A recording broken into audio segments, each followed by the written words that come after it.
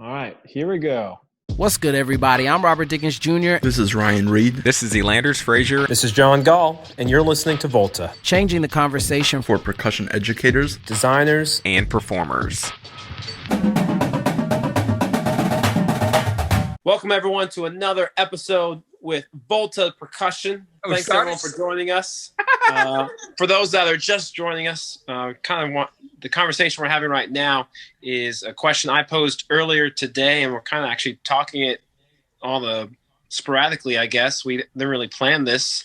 But today, from my background in the school that I'm teaching at, the question I posed to the guys is it better to focus on your top tier student and really push them?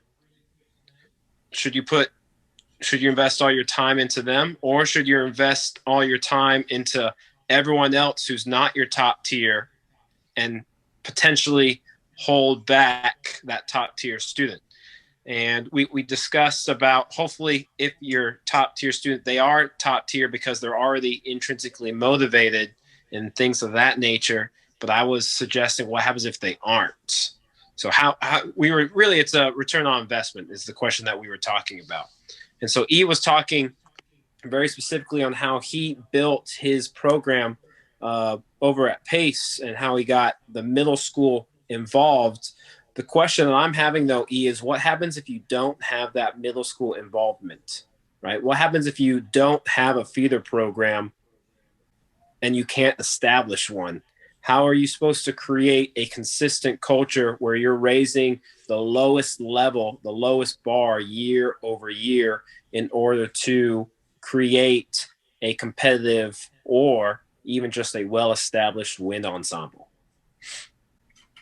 So let me jump in on this right off the bat, because I experienced this at my alma mater with the great Terry Sanders, who is a legend among the marching percussion activity.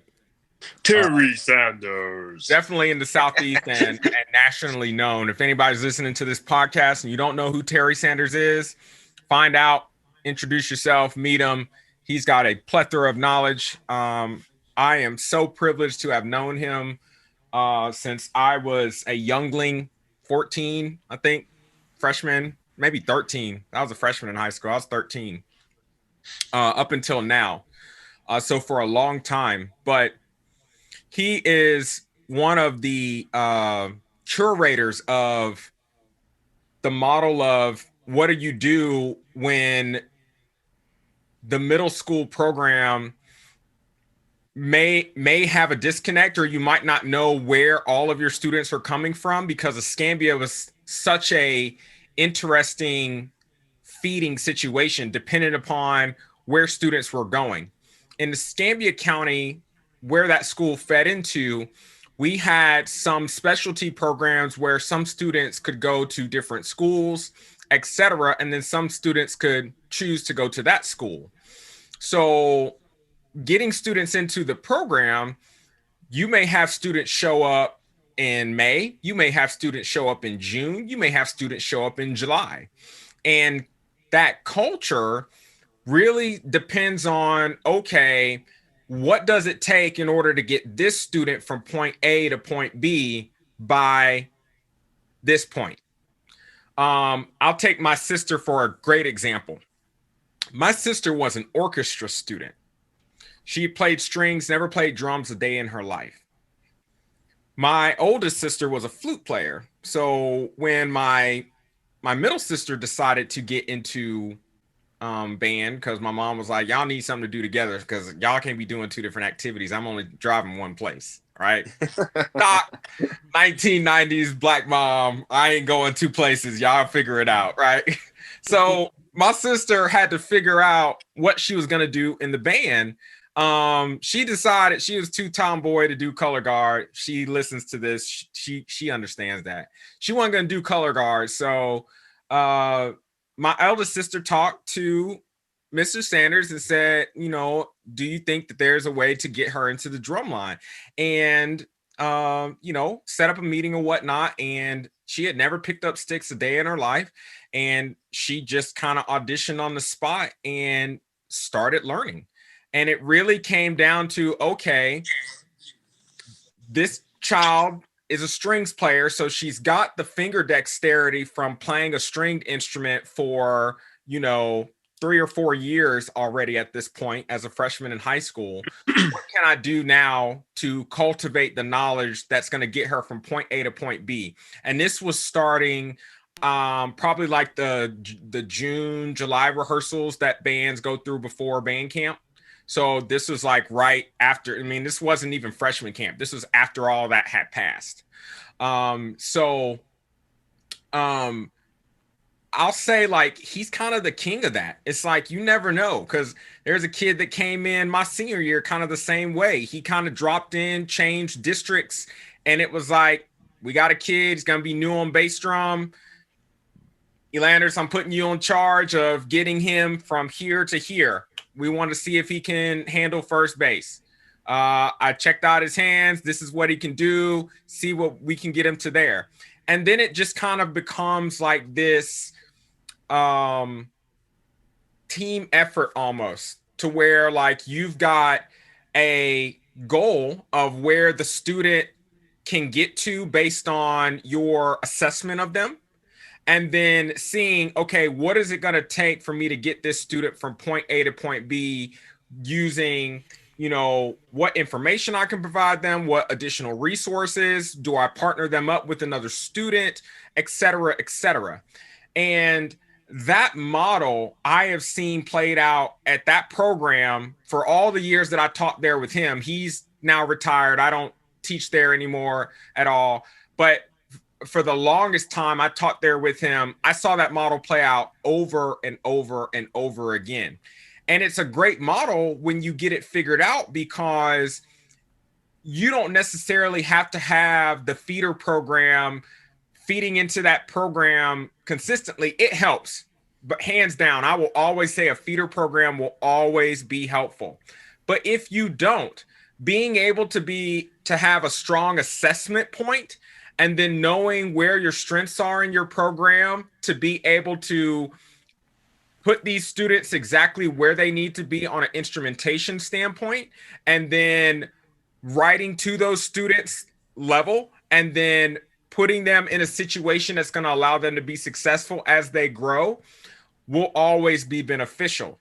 And then the other thing that always helped with that program as well is structuring, from a season standpoint, the progression level of each student's success.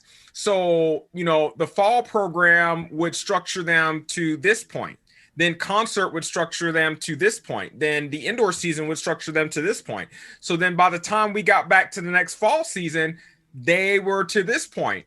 And meanwhile, the thread line through all of those seasons, he would be having these conversations.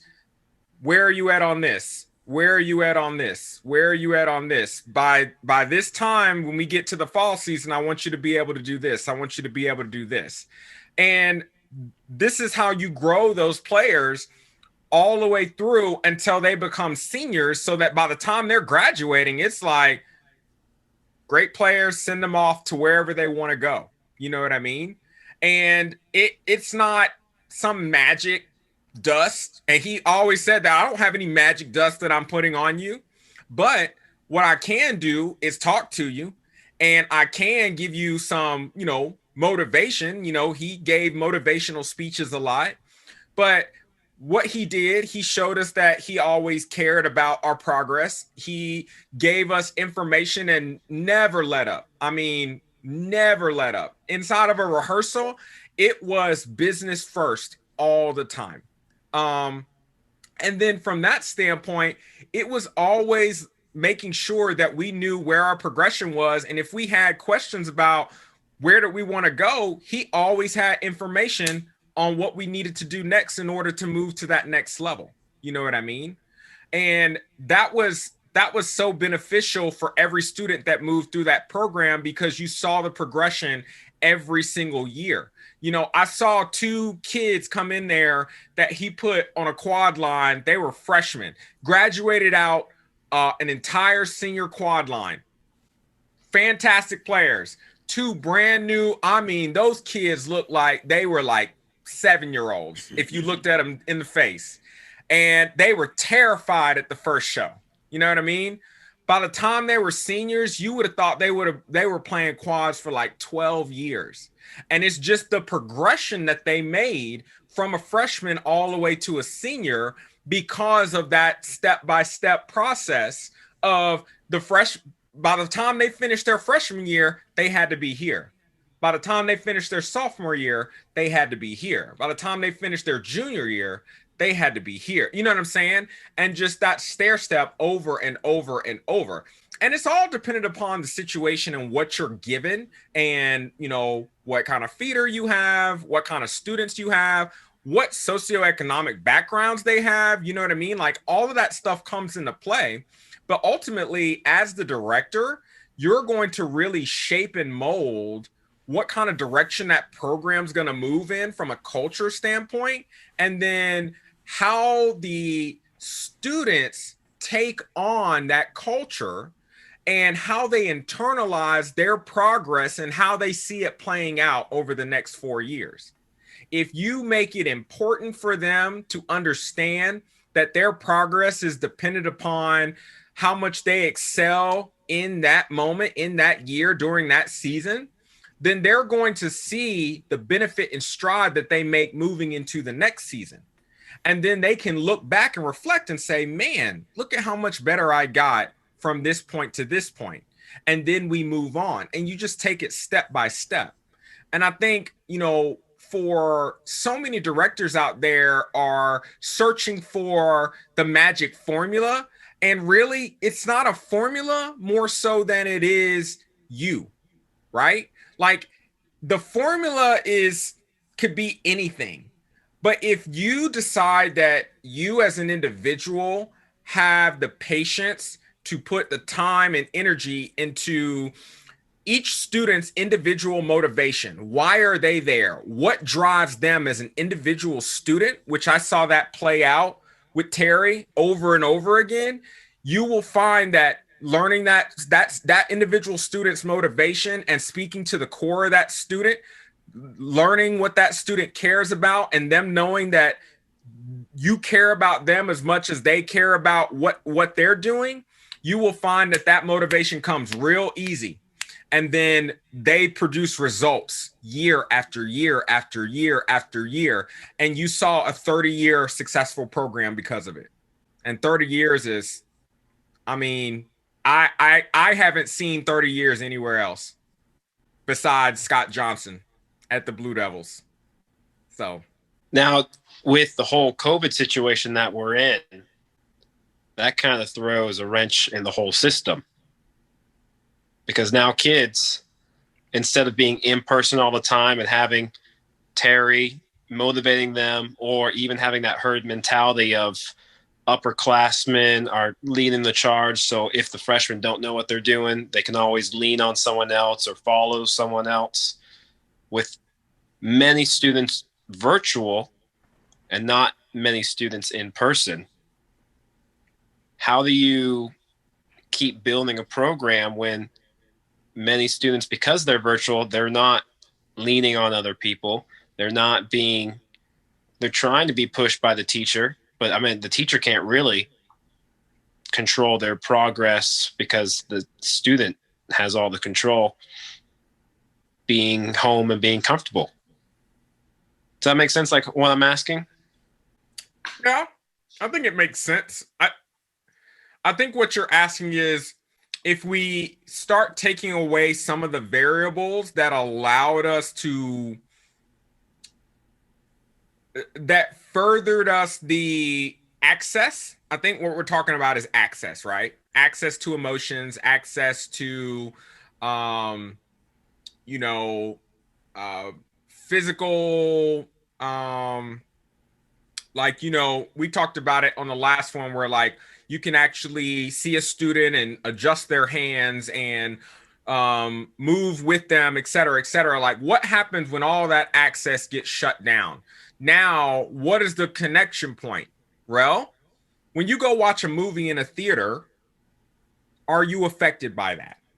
Yeah. Yes. Right? everybody here. You, I know for a fact everybody when here. you go see a movie, are you affected? Are you affected by it? I know everybody. You can answer that. Yes. I know yes. everybody here has watched The Dark Knight at least once because I know Rob just finished it recently. Okay. But what are some of the things that make that movie so impactful? The music. Okay. How those scenes are shot and the direction of them. The impact of action in terms of live explosions, right? Like the dialogue and how the actors really speak to the core of that dialogue. And then like all of that stuff is pre-thought out to make an impact to somebody that will never be present live, right? It's always going to be past tense. But think about it. It's all pre-thought out. And that's the problem, is that so many instructors go off the cuff. I'm notorious for it. I almost thrive in off the cuff. You know what I mean? But you got to think about it. When you can't go off the cuff, now what happens? You have to pre-plan. You have to pre-plan to make sure that every single thing that you do is just as impactful as it would be if you were right there in the moment off the cuff going live. You know what I mean? Now, it's not to say that you don't have the ability to do some things live with like the Zoom meetings, et cetera, but like if you're doing a recorded session, you've got to be thoughtful of what's going on in that recorded session and what are your impacts going to be. You know, have you thought through the pacing of your items? You know what I mean? Like, is this a point where your student is going to check out? Like, all of that stuff has to be thought through, or else your students are doomed to fail. And you got to think about it like a director thinks about it when they go send a movie out 6 months after it's done filming and hoping that people are going to come back and see it again or go tell their friends to come back and see it again. It's the same concept. It's just that everybody in the world has not had to do that before. Everybody has not had to flex that skill set before. But now as educators, we're having to flex that skill set more often than none. I agree with that 100%. I think that there are a lot of things as far as lesson plans are concerned that we could go off the cuff more when we were in person. You know what I mean? But we don't have that luxury now, which in my opinion, I feel like it might be a little bit, or at least for me, it's more sound for me from an educational standpoint, because I'm more specific about what technique am I working on? Like, how am I going to rehearse that technique? And then how am I going to make sure that the music that we're working on incorporates that particular technique so that there's a through line for every single thing that we're working on and the students continue to get that connection. Going back to what you said earlier, John, about how can, how can we help students on different levels? One of the things that I try to be a proponent of is showing students, any simple thing that we're showing them and show it to them on multiple levels at the same time. And then the student, based on where they are in their development, they can pick out what they need from that. So for instance, one of the things that I've been working on with my students recently was embellishments and talking about, a Christmas tree and ornaments and relating that to music and, the rhythms being like the Christmas tree and the buzzes or flams or whatever we're putting on there being the musical ornamentation. Well, one of the tests that I've given them recently was to choose their own ornamentation. So we've gone through playing this pattern with just the rhythm. And then we've gone through playing through it with, good quality buzz strokes. Right. And then we've gone through it with playing double strokes, and we've gone through it with playing flams. And then I would say for about 75 to 80% of the students, they fell within one of those four things that was their match challenge right now, was like, I can put flams in different places and create my own ornamentation based on what I've seen like Mr. Dickens, play or whatever and do. Now there were, I would say maybe maybe 2 or 3 students, I would say there maybe fall within maybe 5 or 10% of that class, that they needed other things or other ornamentation to add so that they could be challenged on their own level. So what I allowed them to do is you can put in whatever ornamentation that you want. You can change the articulation, you can change the dynamics, you can change the rudimental pattern or insert a rudiment or insert something so that you get that new challenge with whatever is going on, so that you're challenged appropriately. But at the same time, the next week when we do that same thing again, I'm going to ask students, whichever level that you did, to try to take the next level up for you. So if you were just comfortable with the rhythmic pattern, I want you to try it with, buzzes this week. I want you to try it with double strokes this week. I want you to try it with a paradiddle sticking, going across, changing rhythms. Now, I was a student of mine that did that, who's actually pretty good. So I was like, okay, great. Like, that's a great challenge for you. But I think I feel like that's the way that I try to challenge my better players as well as teach to my lowest players as well, because I feel like the majority of my players are kind of in the middle. They're the ones that like they kind of get it, but maybe they don't have really the great mechanics to be able to carry it out as well. So we do have to work on that. And those better players can work on just really fine tuning those things while we're going that slow. But at the same time, I think the things that we teach need to be taught open-ended so that students can understand this is the highest level of what it is that we're doing. Like, the highest level would be for me to be able to make my own musical and creative choice based on the information that's been given to me. So one of the things that we're doing now is we're going through our just basic PAS rudiments because, everyone's not in the same place or whatever. But at the same time, at the end, the goal is, okay, everyone's going to write an 8-bar rudimental solo that you have to play. So now they're getting the opportunity to understand, okay, one, I'm not just learning a skill set, but one, I'm learning a skill set. I'm also being able to assess myself and see what can I actually play. And then 3, I'm further learning what I can actually play by being able to assess how I put these things together on my own. And now I kind of have my own journey and like connection with whatever's being taught. Yeah, I think Robert and Elanders have both kind of hit it on the head in terms of building a program. I think in your situation, John, just in the little bit that you told us, you're looking at a long-term process, and I think you understand that, like, what we're talking about is not something you go in year 1 and you're just like, and this is it tonight. Right. But I do think, I go back to a school I taught at a couple of years ago, kind of not in the exact same situation, but it was a magnet art school. So like kids applied to be into like an arts program, like a music program at that school, but then it was a general high school as well. So we had a mix of like kids that were going to go into college and get a scholarship for music, and kids that, basically needed band to stay out of trouble.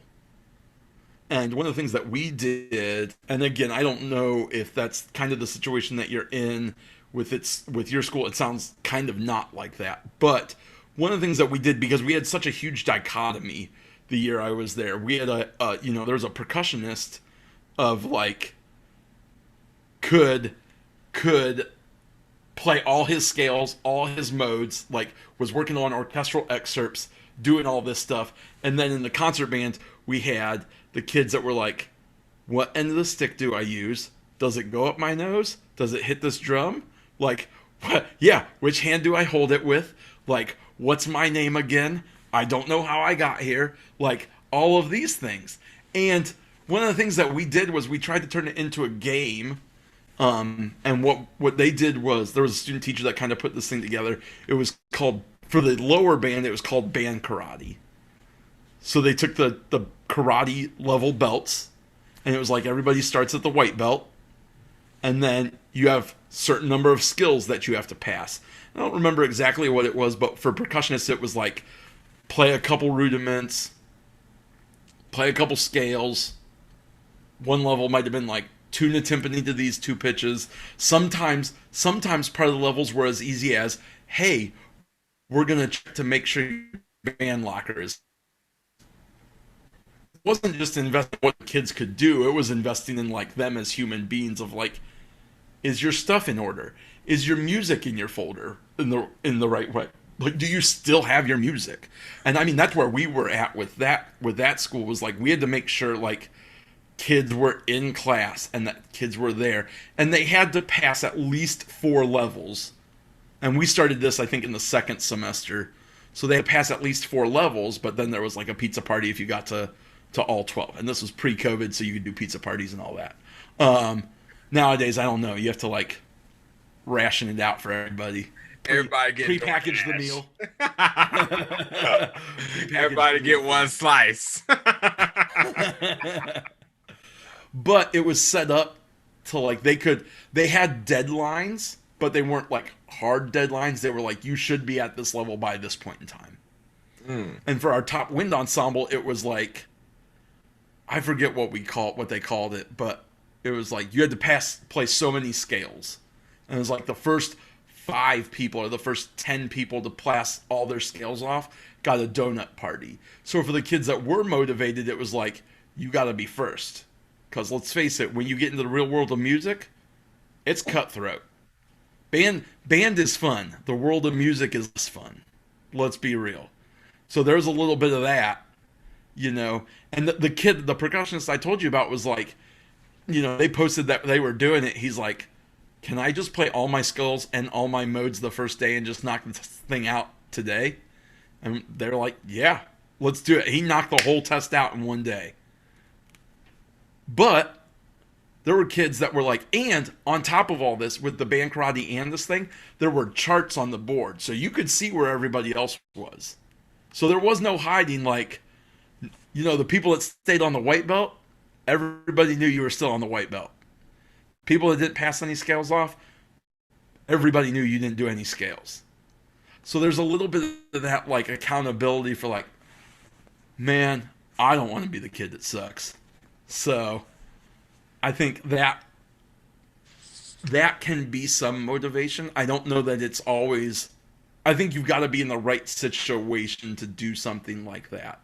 Because there are some kids that are, like, not ready for the competitive part of it. But I think if you make it into, like, a game, you can at least, kind of what you were talking about, raise the bottom level, because that's what you were talking about a second ago. It was like, if they pass 4 levels, and then the next year they have to pass 4 levels again, and just change those levels. Like, what was the white belt year 1, you know, or what was, you know, whatever the second belt is in karate. I have no idea what order they are. But that becomes the white belt the next year. Black belt. And, Yeah, pretty sure it's like yellow or brown or green. Yeah, but like, so let's say it's yellow. But right. like, You know, I'm a white or black guy. Either or.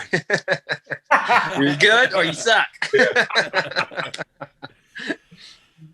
But I think doing something like that, you know, and kind of putting, I don't know, I feel like kids are always motivated when they can see their results.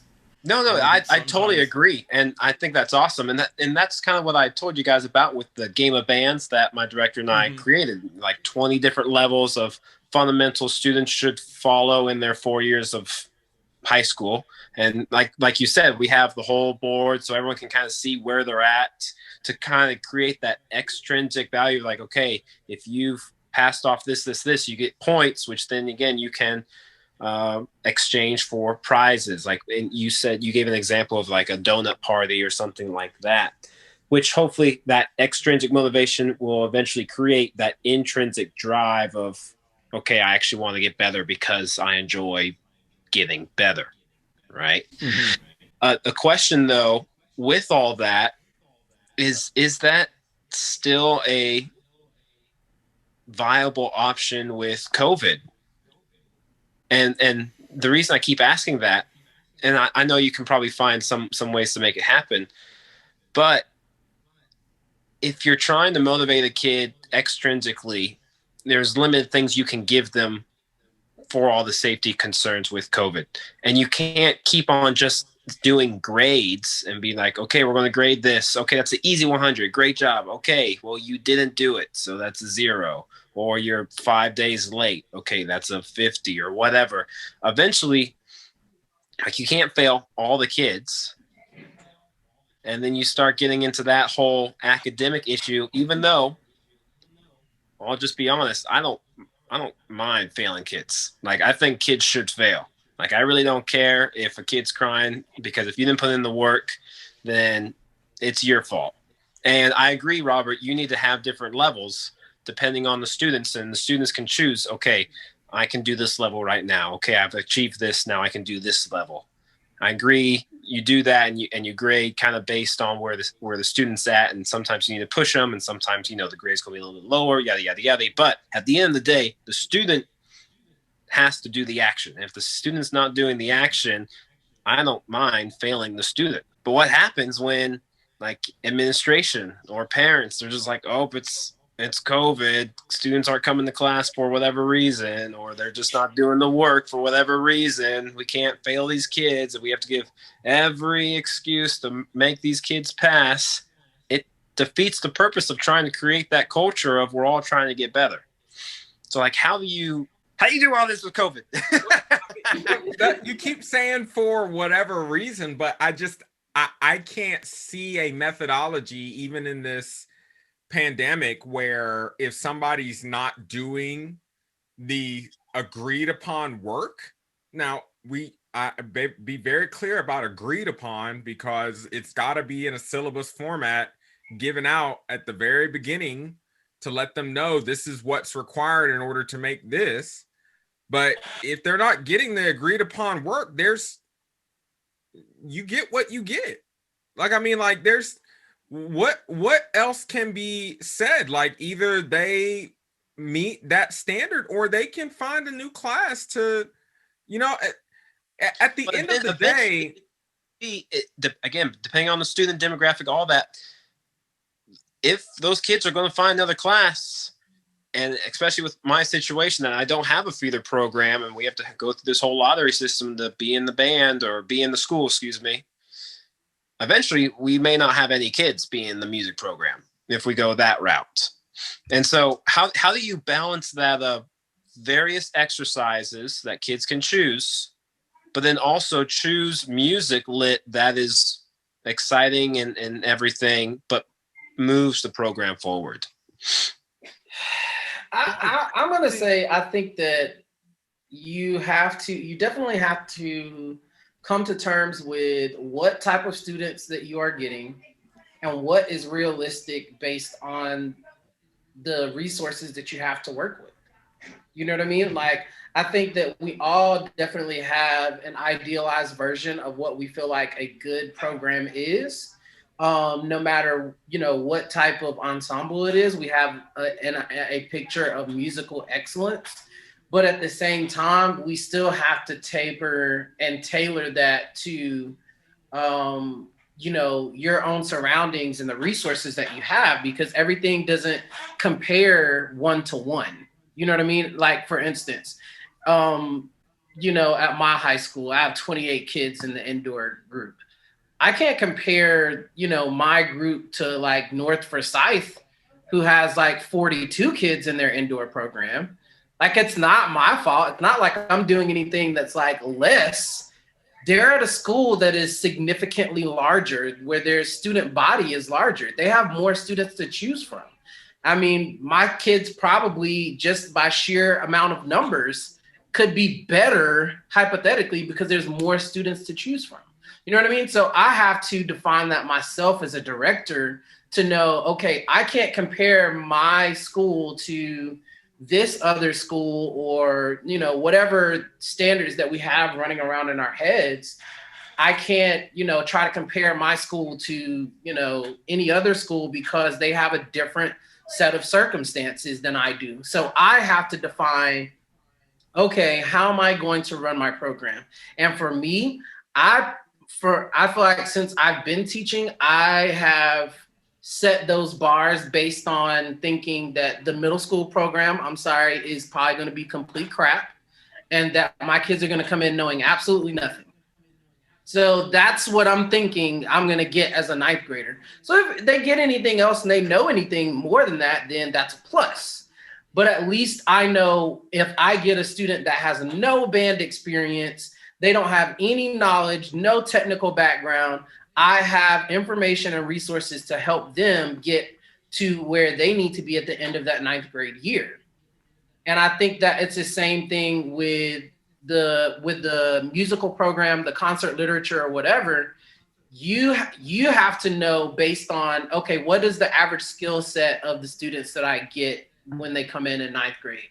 What's appropriate for them to be able to play? But also, I'm probably not going to kill myself in the process because it's so boring and just awful. You know what I mean?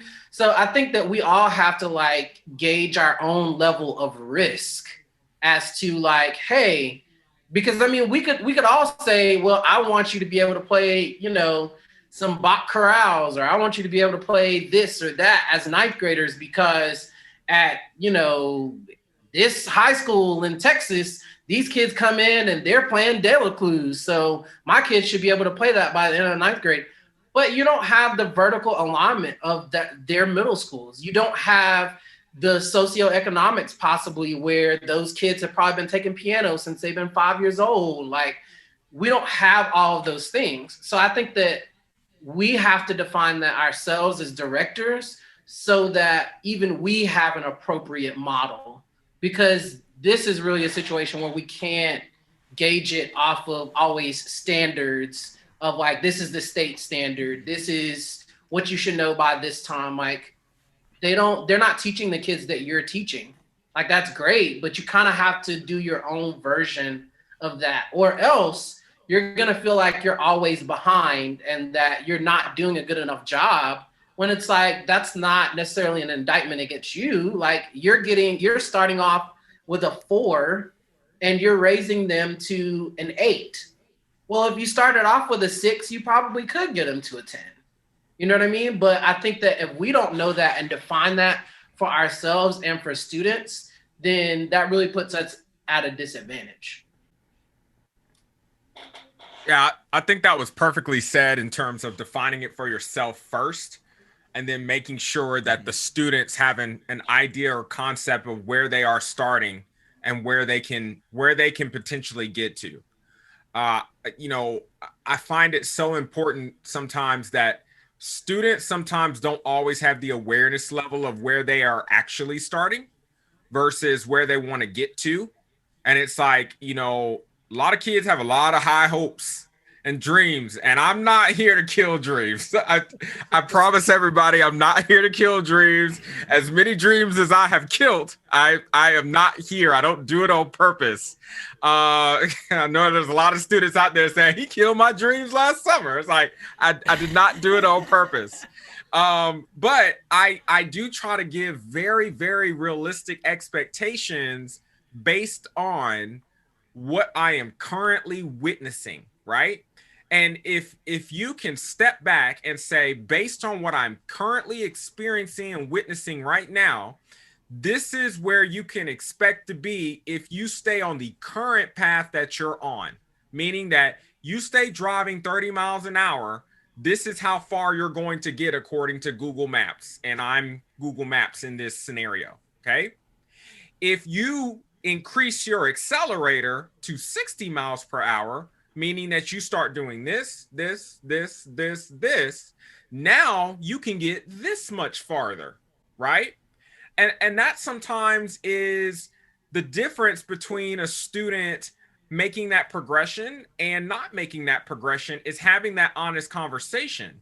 But a lot of the times too, as a director, you have to know what your own personal definition is and how far you can actually take a student, right? Maybe you can't take a student all the way across the country. Maybe you can only take them halfway. Maybe that's as far as you can get them. But you got to be realistic with yourself about that. And you can't pull any punches, right? Like, I know how far I can get a student. Like, I know where I can get them to, and I will let them know I can get you here, right? And it'll be acceptable, but that's if you listen to every single thing that I say to a T. Now, if you take any shortcuts, you're on your own. And that's where a lot of students like to come back and point fingers, and it's like, well, but this didn't happen. It's like, but did you take a shortcut? Yeah, you did. All right.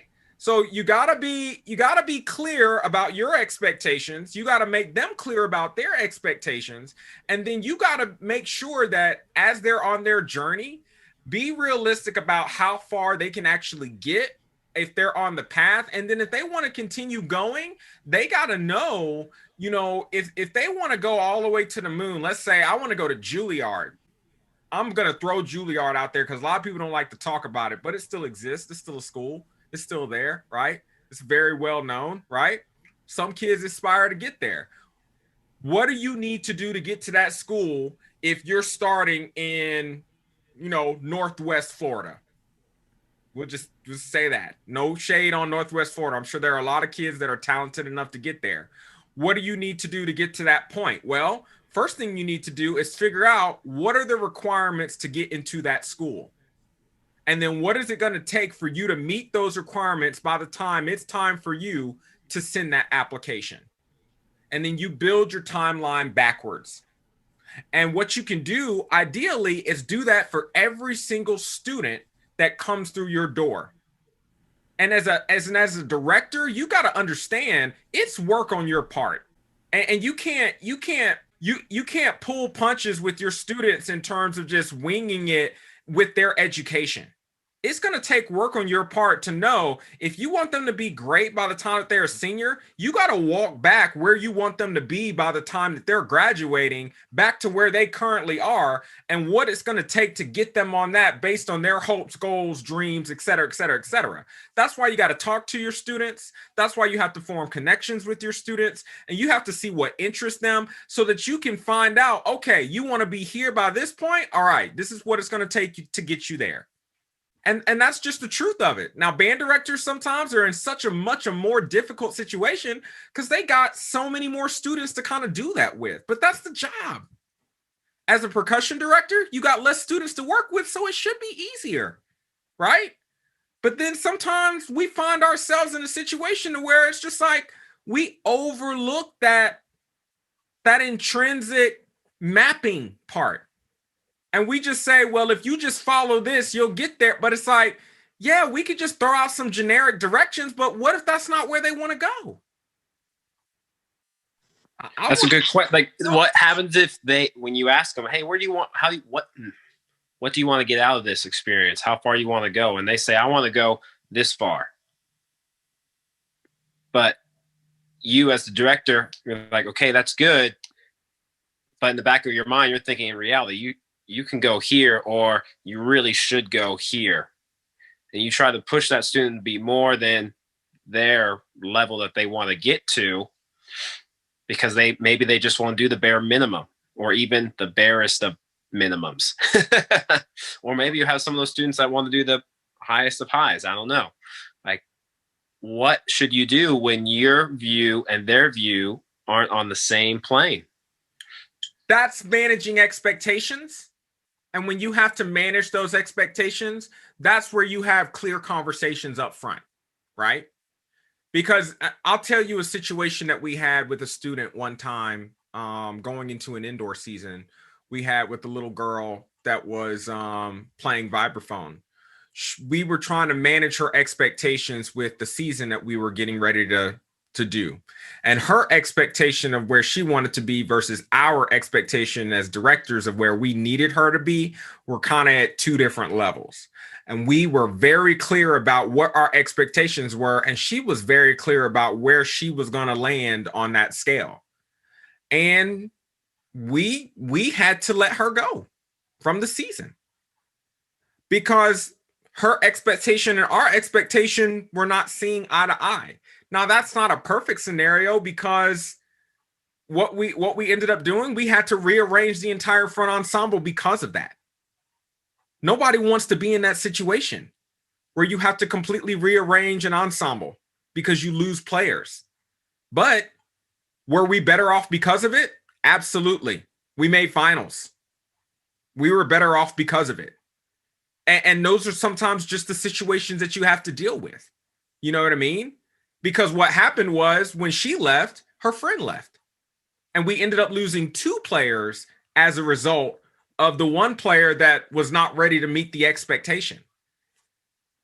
Sometimes it works out that way. You know what I mean? Like you can't, those are things that you will never be able to predict. And that's why it's like when we talk about situations that you can't plan for, you kind of have to think about, okay, am I better off for making this decision because I know it's best for the forward motion of the program?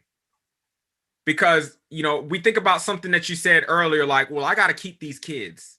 Okay. Well, if you kept both of those kids, but both of them did not want to, thanks, Siri. Both of them did not want to meet the expectation that you had, then would the program have been better off, or would y'all have suffered because of it? We would have suffered if we had both of those students, because we had one that didn't want to meet it that was connected to another one that I'm sure both of them would have pulled each other down by the end of the season. But because we got both out of the way, now we were able to excel.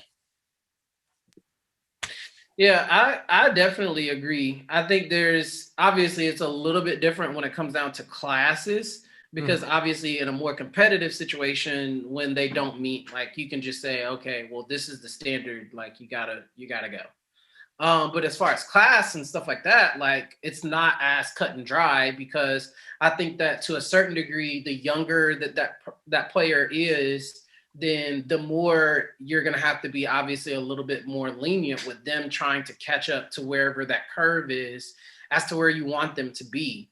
Right. But I think ultimately we have to know what is most important. And you said it before, in the situation that you're in.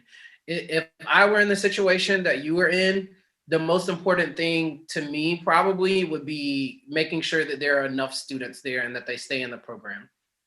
And getting that to be something that's consistent. And after I get those numbers where I want them to be, then I can start to kind of drive up the level of excellence, because I have to have kids to pull the excellence out of or make excellent. I have to have those bodies. So I think that, there's 2 sides of it. Obviously, you want to grow numerically, but you also want to grow musically as well. But you have to have bodies to actually do that. So I think it's always a negotiation with ourselves as to like what's most important this year. Is numerical growth more important? And like I have 5 snares, but maybe they're playing, a lower vocabulary, but eventually that's going to take us to where we want to go. Or do I say, okay, well, we got to like start, shaking the tree. Let's have 3 snares and then have other people get better at other things, because we have to drive home the excellence part of it this season. So I feel like I've started to get on the second end of that and be like, I don't care if we have 3 snares, like this is what our snare line sounds like. Like this is just what it is. If we can't do this, then we're gonna have a whole front ensemble. That's what we're gonna do. Like, but we're gonna be excellent doing whatever it is that we're doing. We're going to have, I don't care if it's 3 snares, 2 quads, and 5 basses, and we have 15 people in the front ensemble. That battery is going to sound the way that it needs to, but we just got to do whatever we got to do, because everybody's getting better. And I think that changes over time too. I feel like as our personality changes and what matters to us changes, that's going to change within the program too, as to like what's most important to you and the players. And it could be from season to season as well. I always tried to take as many students as I could take into my fall programs. And I ran that fall program like a jam band. We did some, semi-expert skill sets, but it was nowhere near the caliber of what the indoor program would do, because I understood that if I could get them to a certain level of progression, like I looked at, okay, our progression level from May to October, if I can see the stride from these kids from May to October, I know at that point their concert season is going to do this, which will kick them back into the fall season at a higher standpoint, right? And then any kid that wants to do the indoor program, they got to be good on their own. And I never factored the indoor program into either of those two scenarios because I treated it as all extracurricular, right? So if they were good enough to make the indoor program, fantastic. And we held separate auditions for everything. We held open auditions for everything. So it was like, look, if you're a bass player in the fall, you wanted to come audition for the snare line in the winter, and you made it, fantastic. You beat somebody out. Did it ever happen? No. Because they never got to that point. But you could do it. I wasn't going to stop you from doing it, but you had to demonstrate to me that you had made that progression level. But what it started getting people in the idea and concept of is that you control your own progression. And what I started to get people to see is that when you're looking at it from season to season, we say fall, concert, winter, etc., an entire 12 months of schooling. If I'm a freshman and I want to get this good, then I got to have the right conversations and I got to work with the right people to reach this level in order for me to be seen. I see these kids do the indoor program. They come out of the indoor program so much better than if they don't, because there are kids that never do it. So that's where I want to be. And that's where they started doing that. They saw it as an accelerated program or a benefit for additional work that allowed them to get better. We treated all county as an additional program, honor bands as an additional program, all of these things that they had, private lessons as an additional program. So they had all these different access points to be able to excel, to get back to that fall program, to put on like a little, put a little puff on their chest to say, now where am I at on season number 2, now that I'm back here? And I tell you, you could show a video of a kid that came in as a freshman in May and their sophomore year coming on the end of their freshman year in May, and they look like two completely different students just because of mentally how much they grew from one year to the next because of how much time and attention they put in their selves and their personal growth going through that year, trying to get back to that point to say, how much growth am I going to make from this year to the next? Because I want to be here. And this means more to me. You know what I mean? Like, I want to look this way, And for the freshmen, it means even more. The seniors don't care. They just there. The freshman wants to look good for that 8th grader that's coming up, because remember, they were with their 7th grade buddies the year before. So when their 7th grade buddies come into the school the next year, they want them to see, look at how much I grew in the last year, bro. Come on in. I'm an adult now. What's up, man? Look at my gains. Right, gains. Like my voice all deep now. Like that progression can be so great from freshman and sophomore year. You see very small strides in that junior and senior year, because a lot of the times kids just coast their junior year, unless you have some kids that are just very hungry. And then a lot of the times seniors, they just check out. It's not like they're not on time and stuff like that. We just show up. But the freshman and the sophomore, those are the ones. And this is why I was kind of saying that in the text chat, is like, those are the ones you got to focus on, because those are the ones that are trying to impress somebody still. Those are the ones that are still trying to make an impression. They're trying to impress the upperclassmen, but they're also trying to impress underclassmen that haven't even gotten into high school yet. They're still trying to impress 2 different schools of students, right? So they have such an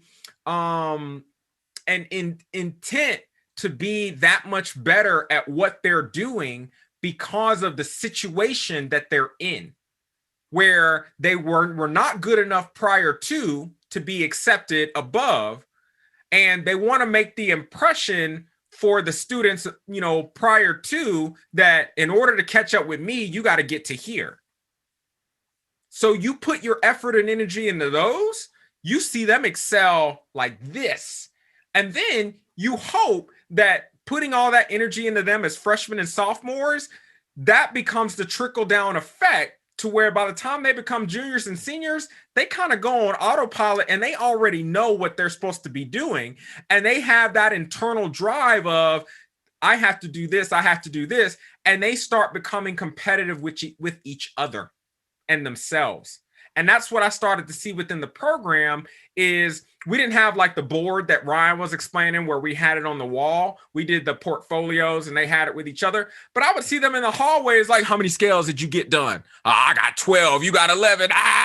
Like they would be like clowning with each other because, I got all my minors done. Are you done with your minors? You hadn't even started yet. You better go practice. You know what I mean? Like that's the kind of jousting that they would do because it became, the competition aspect was so deep within them and ingrained through that year of me getting better is part of the rhythm of my everyday essence. And me getting better is part of why I'm here, but it's also just making me a better person. And I don't know any other way to do it. This is how I function in this environment. And like, that's, it's almost like, how you're not someplace, you leave someplace for a while and you come back and like immediately you step back in that place and you know exactly where to go. It's kind of like that. Like they're in that building and they know exactly how they're supposed to react when they're there because that's what's ingrained to them when they're inside of that situation. And that's what you hope that you build with those students time and time again, is that they know when I'm in this situation, I'm here to grow, I'm here to learn, I'm here to listen, I'm here to take in all this information. And when I go home, I bet not come back forgetting it. Or they're going to be on me like the Dickens.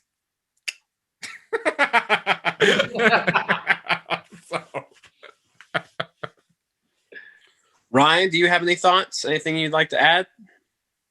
Yeah, I think Elanders brought up a really good point earlier in the conversation about the connection with the students, and that's kind of what Robert and Elanders have been saying. But I took a different approach this year because I'm not in the same boat as you, John, but this is my second year at this program, and I reevaluated everything at the end of last year and was like, well, basically nothing I've done worked for this program, and COVID is the obvious X factor this year.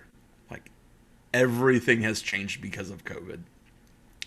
And I have taken my approach this year, and I think a little bit where band directors have been caught up is the fact that band is different.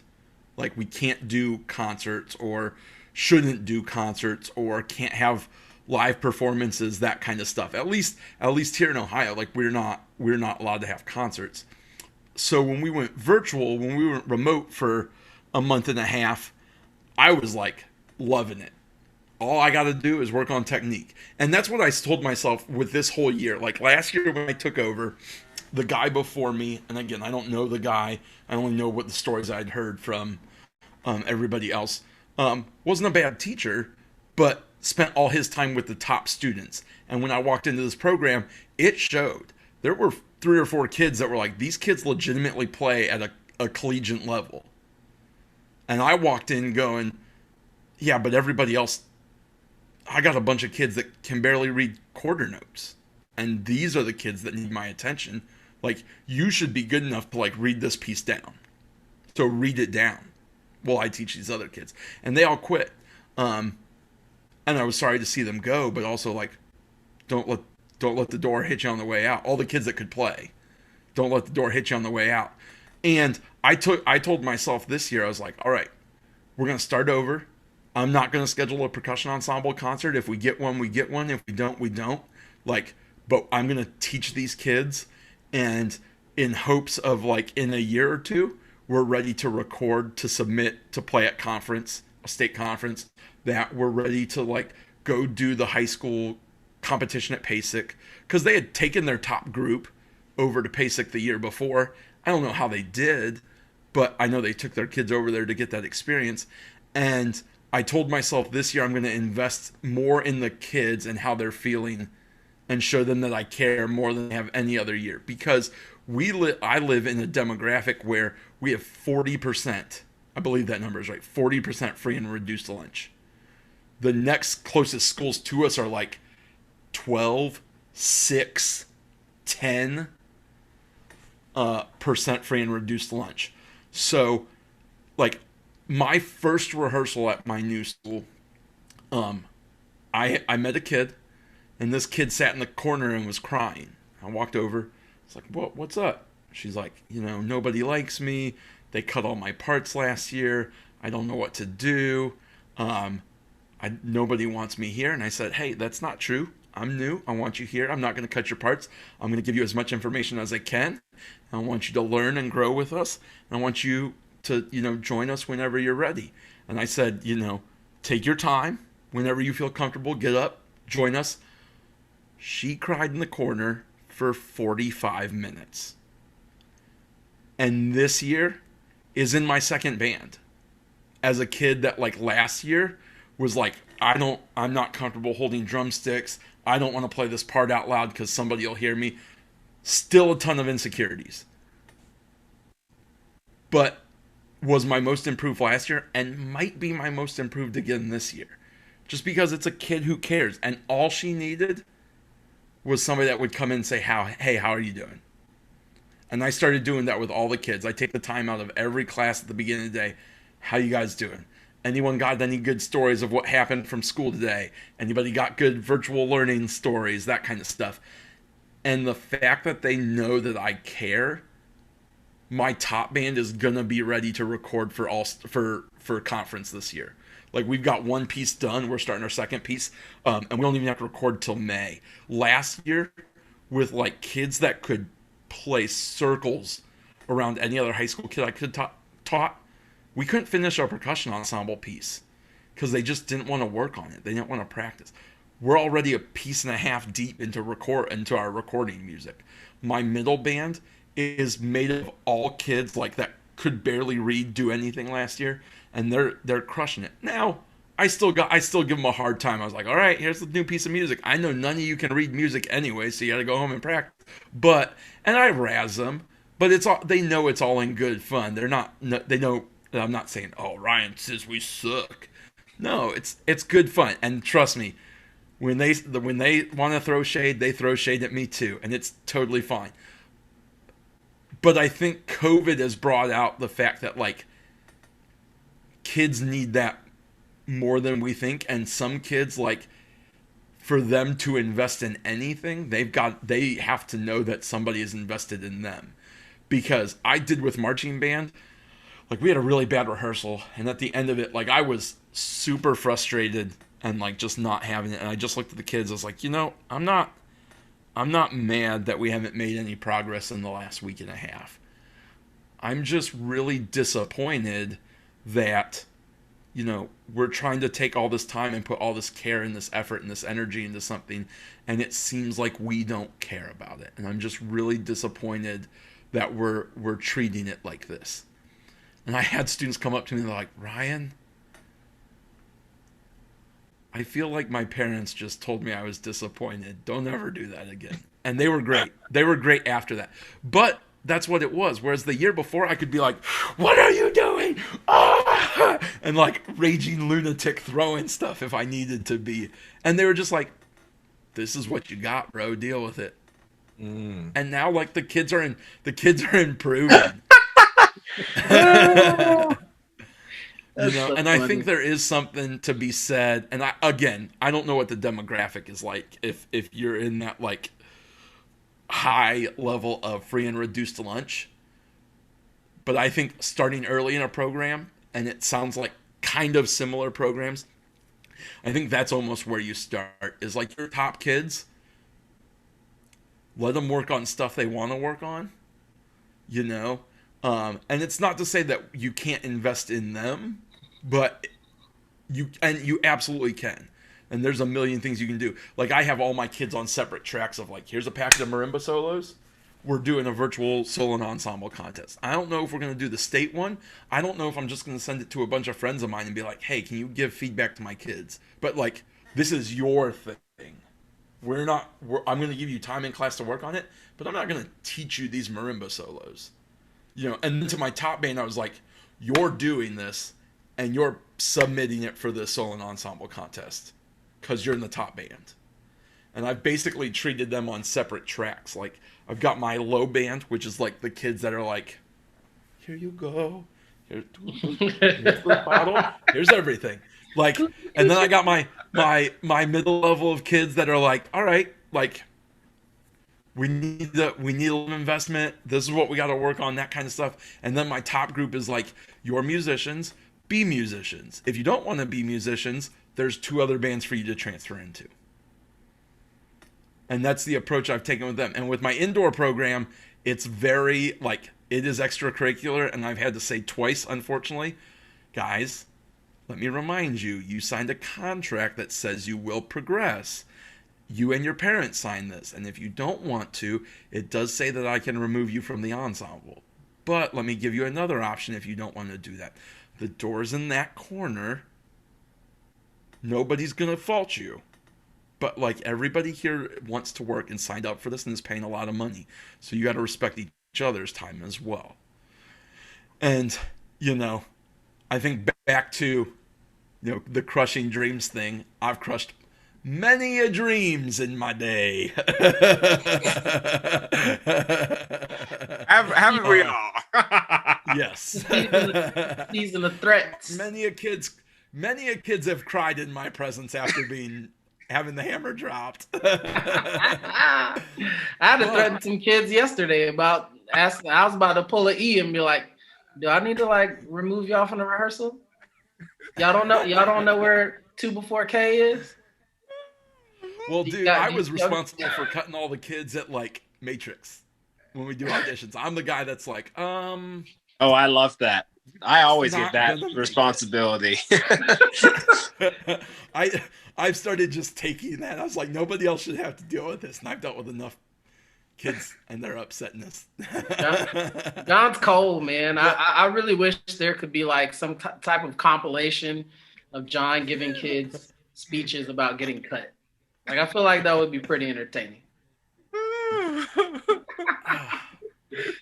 But I do think there's something to be said about trying to kids personally and personality, and like, hey, what do you guys like to do?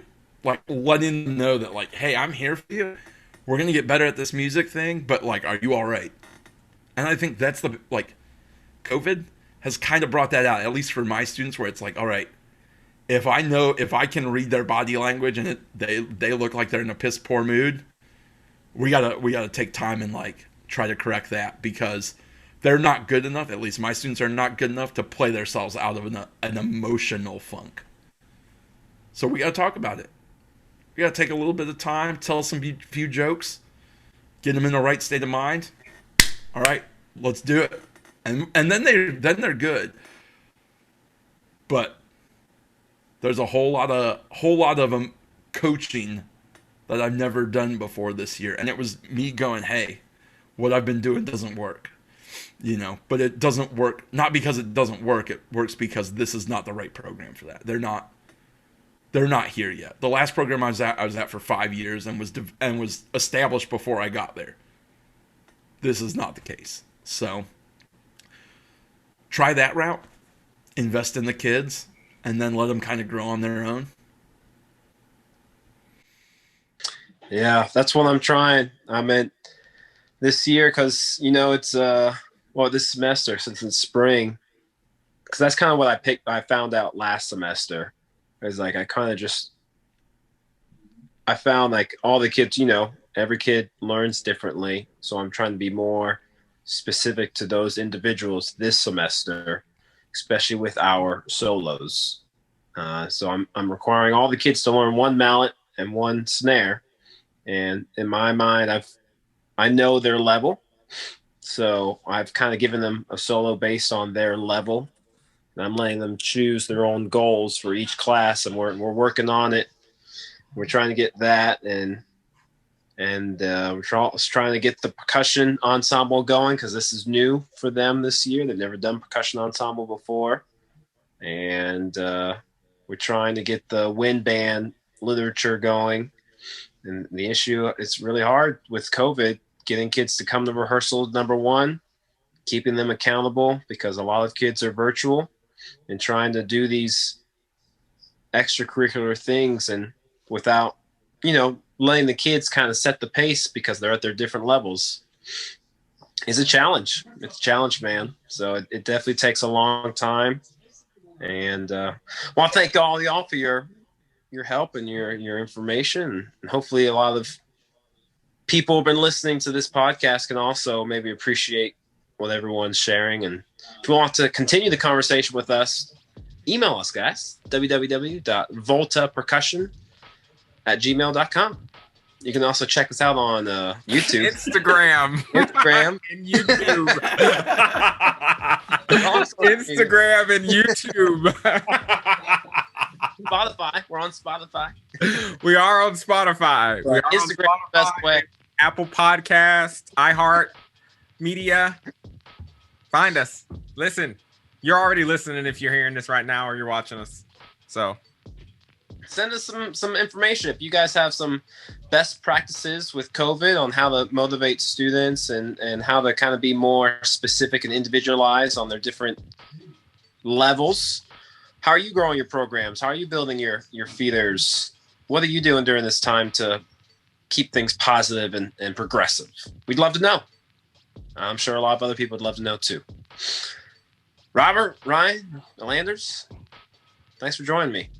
Thanks for being on this podcast. Thanks for hanging out. Love you guys. thank you, John. So, until next time, adios, everybody. Peace. Boom.